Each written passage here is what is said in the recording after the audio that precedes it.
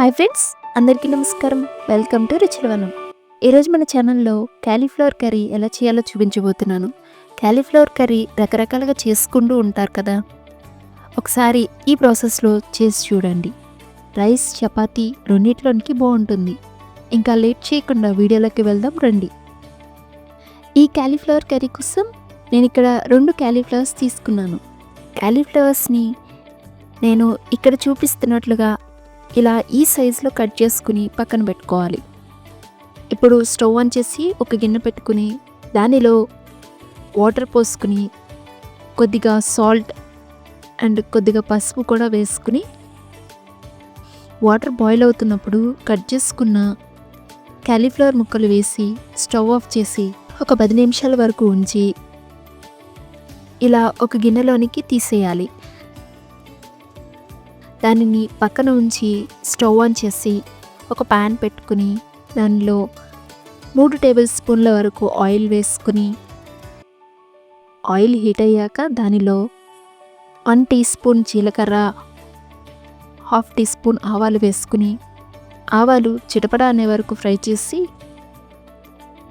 దానిలో 1 కప్పు సన్నగా తరిగిన ఉల్లిపాయలు వేసి ఫ్రై చేసుకోవాలి. నేను ఇక్కడ 2 మీడియం సైజ్ ఉల్లిపాయలు తీసుకున్నాను.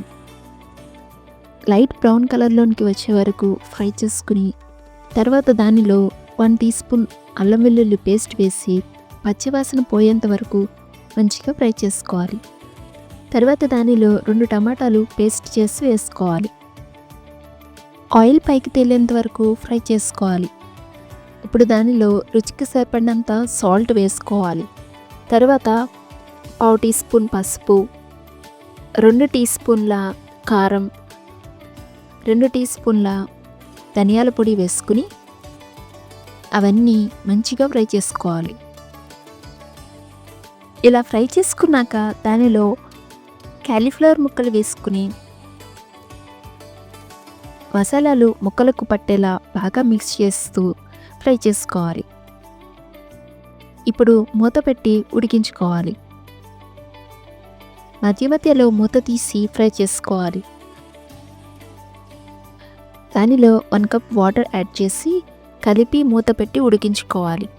ఫ్లేమ్ని మీడియంలో ఉంచి ముక్క మెత్తగా అయ్యేంత వరకు బాగా ఉడికించుకోవాలి. చివరిగా 1/2 టీ స్పూన్ గరం మసాలా, సన్నగా తరిగిన కొత్తిమీర వేసి 1 టీ స్పూన్ నిమ్మరసం వేసుకుని బాగా కలిపి స్టవ్ ఆఫ్ చేసుకుని సర్వ్ చేసుకోవడమే. అంతేనండి, ఎమ్మి క్యాలీఫ్లవర్ కర్రీ రెడీ. ఈ కర్రీ చపాతీలోకైనా రైస్లోకైనా బాగుంటుంది. మీరు కూడా ట్రై చేయండి. ఈ వీడియో నచ్చితే లైక్ చేయండి, మీ ఫ్రెండ్స్ అండ్ ఫ్యామిలీతో షేర్ చేయండి. రుచిలవనం ఛానల్ని సబ్స్క్రైబ్ చేయడం మర్చిపోకండి. ఇంకొక టేస్టీ రెసిపీతో మళ్ళీ కలుద్దాం.